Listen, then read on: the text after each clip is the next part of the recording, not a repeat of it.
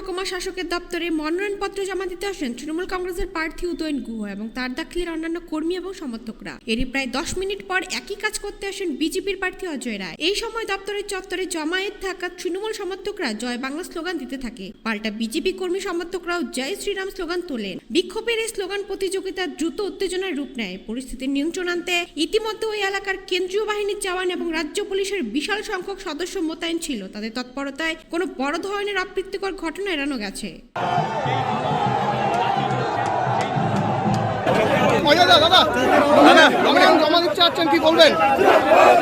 দেখুন, দলের পক্ষ থেকে আজকে আমি নমিনেশন দাখিল করতে যাচ্ছি।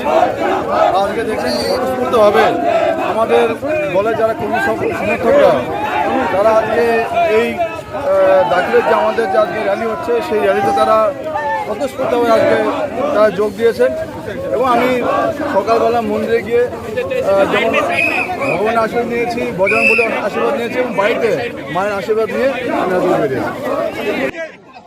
তৃণমূল প্রার্থী উদয়ন গুহ ভিতরে মনোনয়নপত্র জমা দিতে গিয়েছেন, আর পাশাপাশি বিজেপি প্রার্থী অজয় রায় ভিতরে ঢুকলেন। আপনারা জয় বাংলা স্লোগান দিচ্ছেন, কি বলবেন? জয় বাংলা তো দেবই, আমরা মমতা ব্যানার্জির সৈনিক, আমরা উদয়ন গুহর সৈনিক, আর আমাদের জয় তো নিশ্চিত। আজকে আমাদের উদয়ন গুহর জয়ের খুঁটি পূজা হলো।